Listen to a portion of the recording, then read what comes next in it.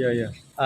Tanggapan saya ini konflik Israel dan Palestina ini sungguh memprihatinkan dikarenakan kita bisa lihat tidak ada nilai-nilai kemanusiaan yang ada dalam konflik tersebut. Para hadirin sama tanggapan ya, hal ini dapat memicu perang. Ya mungkin kalau saya spesifikan ya bisa dibilang perang kepercayaan juga. Kita bisa lihat antek-antek Yahudi. Yes, pertama saya narasumber dari kelas F10 yang diundang oleh Mas Mustafa Kemal. Di sini Mas Mustafa mau menanyai saya tentang apa ya? Menurut saya itu sangat memprihatinkan ya. Bisa dilihat di sana ter blank cepet tuh. Assalamualaikum warahmatullahi wabarakatuh. Dengan siapa di sini? Menurut saya konflik Palestina dan Israel ini sangat. Assalamualaikum warahmatullahi wabarakatuh. Jadi saya akan menjawab terkait konflik Israel dan Palestina. Ya, suara kon sebentar mal. Israel dan Palestina itu memprihatinkan karena adanya pelanggaran HAM di sana. Udah itu aja sih.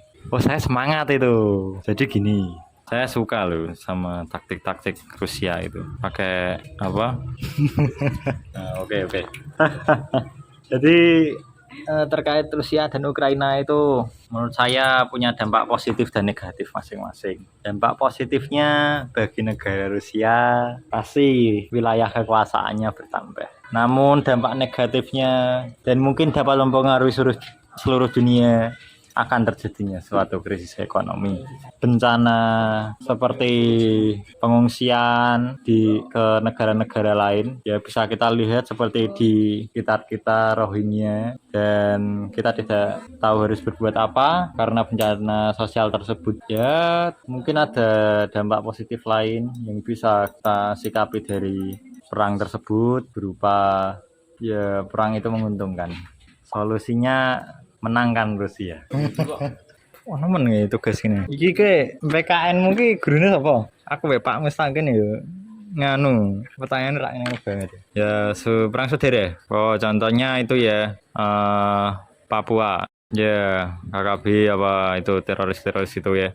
Itu masuknya menurut saya itu ke ranah perang saudara. Tanggapan saya pemerintah semoga bisa menyingkapi hal tersebut dengan matang dan melakukan perundingan. Artinya mereka tidak bisa diajak berunding, ya itu berarti salah kita juga termasuk. Karena kita membiarkan ideologi asing yang mempengaruhi mereka untuk melakukan perlawanan tersebut. Mungkin cukup begitu Mustafa Kemal. Ya begitulah. Tapi menurutku saudara sih, soalnya kita satu bangsa Mas Yan. Menurut saya itu orang-orang yang merasa terjajah tanahnya. Tanggapanku, saya tidak bisa menanggapi apa-apa. Pendapat saya 5 menit, udah 5 menit. Oh ya sudah. Tapi buat topik sejarah global yang saya ketahui itu perkembangan Iran ya. Di tahun 2000-an Iran itu kayaknya sudah kena sanksi banyak dari barat. Namun dia itu bisa berhasil bangkit lagi. Saya pernah baca berita dia pernah mengambil alih drone Amrik. Dan kemudian itu dicuri mungkin teknologinya buat Iran sendiri. Dan dengar-dengar Iran melakukan perkembangan di bidang rudal. Ya seperti kita lihat pertahanan kelautan mereka ini menjadi lebih baik berkat rudal-rudalnya. Seperti kemarin ada kapal-kapal yang berhubungan dengan Israel. Ya mereka rudali semua itu kapal-kapal kargo. Ya menurut saya Iran ini dapat menjadi ancaman suatu hari ini. Karena mereka itu memiliki kinerja yang cukup bagus bagi sebuah negara, terutama dalam bidang industri militernya.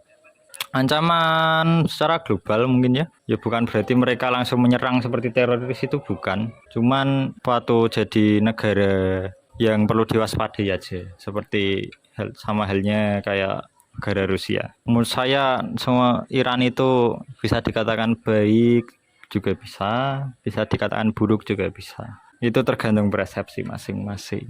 Saya itu pihak netral. Di sini saya tidak membela siapapun kecuali bangsa sendiri.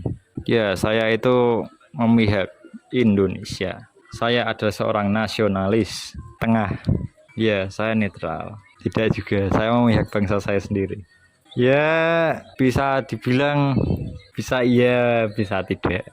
Tergantung bangsanya dulu dan tergantung bagaimana hubungan saya terhadap bangsa itu maupun persepsi saya. Saya itu harus membantu karena saya ini umat muslim. Pada dasarnya semua umat muslim itu saudara.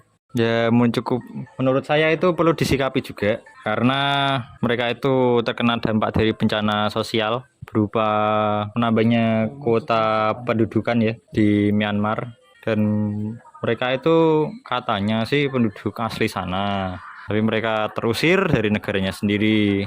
Ya mungkin karena pendatang-pendatang Myanmar itu ada pendapat saya mungkin lebih ke rasa miris ya. Ya udah ini biasa aja. Saya miris. Mohon maaf sebelumnya saya sambil makan. Saya miris akan hal itu karena peranya ini berkepanjangan dan sepertinya ada salah satu kubu yang tidak memanusiakan manusia.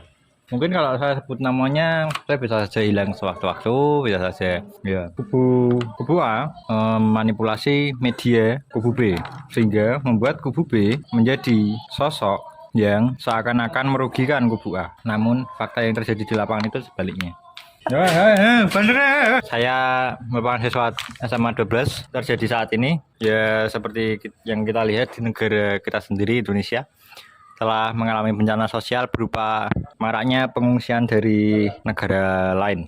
Ya, mungkin di sini awal mulanya saya akan sebutkan negaranya saja di negara Myanmar ya. Kita bisa lihat di situ dominan etnis Hindu ya. Ya, di situ. Namun ada sebagian kecil di sana yang merupakan penduduk asli sana atau bisa dibilang penduduk pribumi di sana.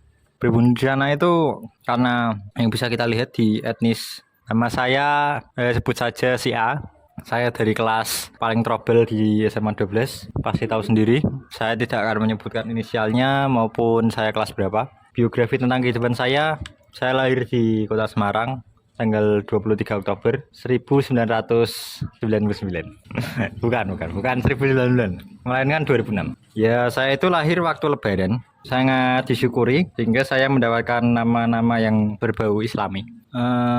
Kehidupan saya ini berjalan selayaknya kehidupan orang pada umumnya yang bersekolah, belajar, makan, nulis, minum, mandi, dan lain-lain. Ya mungkin saya akan ceritakan sepenggal kisah heroik saya. Pertama, saya ini seorang pendekar. Bukan berarti saya masuk ke dunia persilatan atau apapun, namun saya ini pendekar bagi keluarga saya sendiri. Kekuatan saya adalah saya dapat mencapai target yang ditentukan oleh keluarga saya sendiri. Apa itu? Itu banyak. Seperti saya harus mengaji sampai dari halaman A sampai Z, saya harus bisa menghafalkan sesuatu, harus bisa menyanyi, saya harus bisa belajar basic skill seperti mengemudi, survival, dan P3K. Nyanyi. Mari bung rebut kembali. Aduh, suaraku kok begini ya. Ketika bangsa lain tertindas, saya pastinya akan membantu. Kalau bangsa itu maksud saya gimana ya? Tomat. Enggak gini. Nanti dikat aja ya. Ketika bangsa lain itu di mata saya atau di perspektif saya itu terlihat baik dan menguntungkan, saya akan membantunya. Ya, contoh saja itu Palestina. Di ajaran keagamaan saya, bangsa tersebut dapat menguntungkan saya di hari esok. Ketika saya membantunya, maka saya akan mendapatkan pahala karena mereka itu umat muslim, saya juga umat muslim. Ya, bisa dibilang tidak. Karena seperti Anda tahu kejadian di Timor Leste, Santa Cruz, saya aslinya sangat berkeinginan untuk membantu mereka. Namun, bukan begitu. Saya memang telat lahir di situ. Tanggapan lain, ya semoga kehidupan yang akan datang menjadi lebih baik. Aku seneng cah SMK aku itu. Cah SMK apa SMA ya aku lali. Dari apa? Apa ngandani ya jenenge ngano. Allah, engkau aku takut apa nih? Kemal tuh suka yang ini, yang bondol. Yang krisis. Harapan saya terhadap krisis, saya berharap krisis ini segera ditangani dengan baik. Terutama kita harus saling bekerja sama dan saling menguatkan hati satu tujuan, pilih Jokowi. Saling menguatkan hati satu tujuan untuk generasi mendatang agar mendapat tempat tinggal yang lebih baik, baik itu suasana maupun keadaan yang lebih baik. Cukup mungkin Mas Kemal, saya tidak profesional di sini, mohon maaf. Dari tadi hanya membahas yang aneh-aneh dari perikanan, politik, geografi, perang.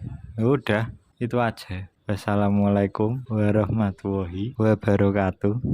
Saya Ivan Andika Rahmadani. Mohon pamit dan izin undur diri. Saya dari kelas 11 F2. Terima kasih Mas Kemal sudah menanyakan mengenai hal-hal tersebut dan terima kasih kepada teman-teman seperti Arif Zakaria dari kelas 11 F10 dan Kenan Haryono dari kelas 11 F6. Saya berterima kasih sekali lagi. Saya cantumkan nama saya Ivan Andika Ramadhani dari kelas 11 F2. Ya sekian mungkin saya refleksi lagi saya sebagai Ivan Andika Rahmadani. Ya itu aja, wes sudah. Gimana Rip? Itu makak wong nih. Ya wes, sing bagian Ivan kat wae. Iku. Roti asmara sepiku. Rasa enak bikin candu ini Honda Satria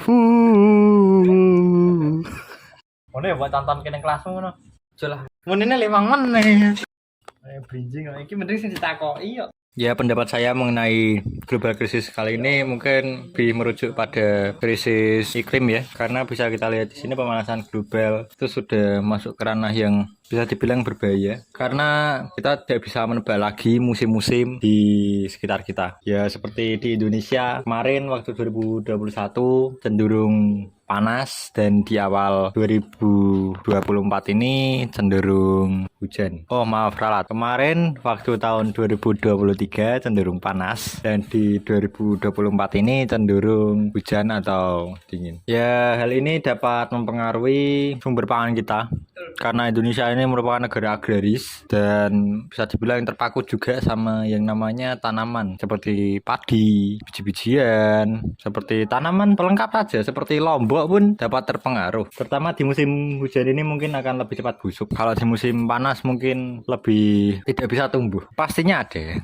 Hal-hal tersebutlah yang mungkin bisa menjadi potensi krisis di dalam perekonomian kita. Ya mungkin kita akan lebih cenderung ketergantungan terhadap ngelebok barang sekeluarga ketergantungan kepada impor karena yang kita seperti yang kita lihat pangan-pangan di Indonesia sudah bisa dikatakan tidak layak untuk dimakan mungkin. Ya begitulah ya gimana lagi iklim tidak bisa diganu karena kita negara petani. Ya mungkin ini nggak cuman berpengaruh ke Indonesia saja, negara lain juga bisa.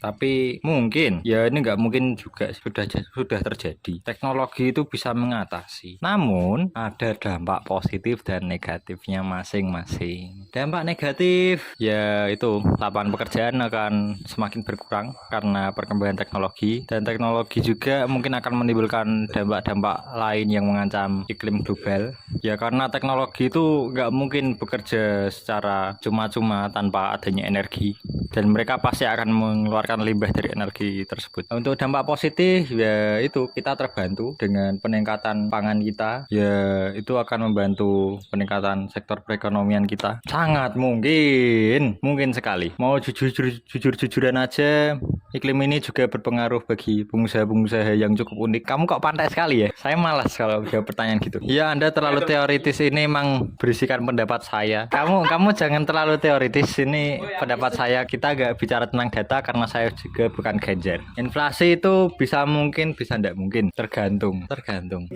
orangnya, tergantung negaranya, tergantung pemerintahannya, tergantung masyarakatnya, tergantung sumber daya manusianya. Tapi saya tertarik loh sama perubahan iklim ini. Soalnya kan ini cenderung panas ya, emang bentar lagi kiamat. Cenderung panas dan ini memungkinkan peningkatan air laut. Saya penasaran, apakah peningkatan ini bisa kita manfaatkan sebagai sarana perekonomian? Kita akan membuat kota laut. Tidak make sense sekali, tidak make sense. Ya mungkin peningkatannya kita mengembangkan industri kelautan dengan lebih lanjut lagi. Masanya ikan-ikan itu pasti karena laut semakin naik, pasti ikan juga mungkin akan bertambah. Sama halnya seperti manusia. Bodoh. Sama halnya seperti manusia. Iya, daratannya sedikit. Lah, tapi kalau ikan jumlah bertambah, air laut ikut naik. Ya manusia tetap bertambah. Maka dari itu kita melakukan kontrol populasi, bukan genosida ya Mas. Dengan menerapkan program-program seperti KB bisa jadi. Soalnya enggak juga. Mungkin bisa apa? Suntik yang buat kucing itu apa, Cok? Enggak. Ya, kita bisa kebiri. Tapi ini tidak make sense sekali. Ya paling yang mungkin yaitu kita pakai kota laut. Ya, ya mungkin Jakarta bisa menjadi kota laut. Tsunami-nya akan menggenang. Tsunami menggenang di atas daratan. Ya, tapi mungkin itu gak akan lama. Soalnya tanah juga kan punya sifat menyerap air. Ya karena sangat banyak itu Mas. Ya makanya menggenang. Ya, sementara tsunami itu menggenang, air laut akan terus meningkat setiap tahunnya. Habis itu daratan itu akan tenggelam. Ada Mas, saya gini ya, saya sangat suka dengan tahun ini. Orang pintar pilih itu. Terus orang goblok saya tidak tahu nanti gimana. Terus ada slogan lagi. Apa yang pantun itu apa Pan? Sing nyoblos kanan nyoblos kiri pi. Aku lali pantune. Paman pantunnya no bir-bir ya, nyoblos pinggir rak penak ngono. Jadi itu melambangkan kubu nomor 2 sekali. Sementara di nomor 3 mungkin sedang menarik ini dengan penguin-penguinnya. Ya konteksnya kalau kamu itu punya tujuan untuk memilih si tengah, pasti kamu nggak enak dong kalau si tengah melihatmu itu malah mendukung pinggirnya. Lah kok gitu Mas? Ya bener toh pinggiran. Lah kok piye? Lah maksudmu piye? Sampai tsunami kan aneh banget ya. Ini kentir nggawe podcast. Ya udah, pendapat saya mengenai krisis global saat ini, saya prihatin, saya takut miskin, saya takut generasi saya itu nggak makan apa-apa. Halnya ini krisis ini berbahaya sekali.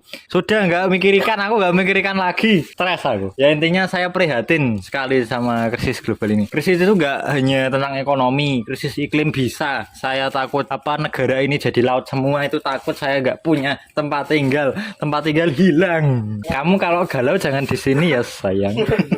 Yaitu terus ada krisis apa lagi kemanusiaan. Nah itu paling parah, saya takut bunuh-bunuhan. Saya ya ginilah, saya takut dan khawatir. Semoga elit global menemukan solusinya. Takut Mas, lebih takut sama Tuhan. Jadi ada taraf tingkatannya, contohnya seperti taraf tingkatan neraka. Itu kan ada seperti yang dipelajari adab. Nah gitu. Lalu ya bisa disimpulkan kalau pendapat ini nggak guna. Mengenai apa? Tanggapan saya tentang orang itu baik, nanti. Woi parah kamu dibayar siapa? Langsung sebar propaganda gitu. Orang pintar pilih ini ya. Caimin bodoh. Saya malah bilang sendiri. Oke, apa pertanyaan? Apa ini kelebihan apa kekurangan? Apa? Menurut saya untuk nomor 1 itu baik dan saya rasa bagus juga untuk bangsa, namun saya masih ragu sedikit. Ya walaupun kinerjanya sudah bisa dikatakan sebagian besar sudah tercapai, namun sebagian kecil juga belum. Kamu diam.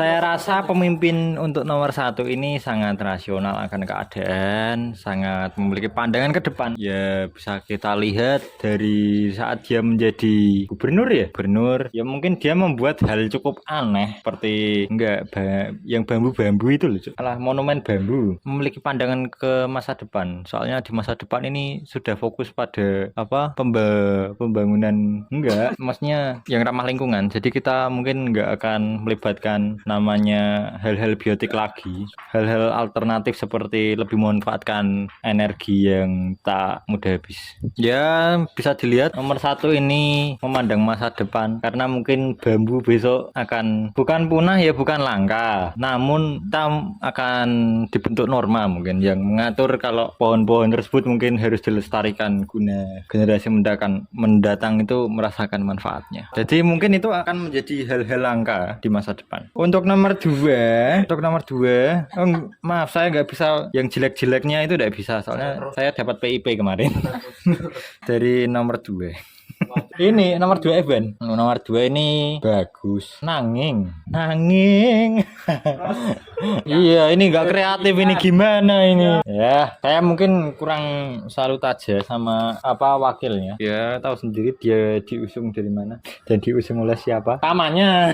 Walah, pamannya ya itu orang-orang MK ya. Ya Mahkamah Konstitusi ya boleh-boleh. Ya itu diusung, ya mungkin jadi untuk melanjutkan apa yang sudah pemimpin lakukan. Ya maksudnya proyek-proyek yang belum kelar, proyek-proyek yang enggak guna. Ya sekarang kita bisa lihat kayak apa bandara yang baru itu mana kan? Yang dibangun itu yang baru paman yang sampai sepi itu di Bandung apa gimana? Iya, yang di Bogor itu kan sepi itu masuk korupsi itu dipenjarakan itu.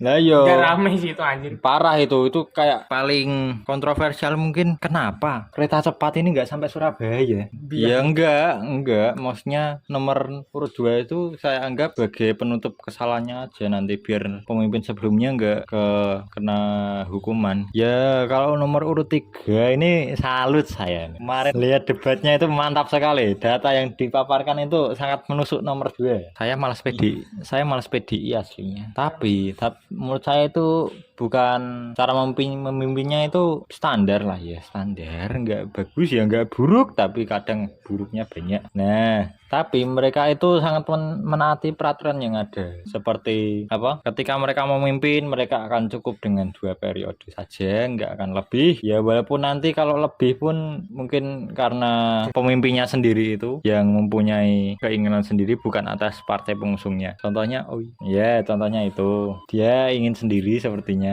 untuk meneruskan ke periode ketiga ya. Nah, tapi kan wong jatah kan Covid rambung toh nih. Baru Covid rambung. Maksudnya pas periode pertama. Lah iya sini kan kuwi sing media Jokowi kan nganu toh, anake Mega toh. Iya, Ganjar kan caranya kok dibuat Jokowi berarti. Iya toh. Jadi koyo ngarahku lho ya, dhisik kan Ganjar kok Ganjar. Jokowi Mbak Prabowo kan cedek wih, mestilah sebagai pesaing pasti kita tahu kekurangan, pasti kita tahu apa asal usul dari pesaing kita. Nah itu mungkin bisa Jokowi memikir ini akan menjadi senjata makan tuan. Ya rumor pernah itu apa melakukan kecurangan saat pemilihan di mana memanipulasi kuota ya, enggak kuota itu cok, kuota pemilih cok, yang golput katanya itu cok malah di apa secara gak langsung dipilihin. Krisis global, saya nggak mau topik awal lagi, melenceng banget nih guru-guru IPAN nih. IPAN nomor 2 pasti kamu suka nomor 2 toh, wong saya suka kok.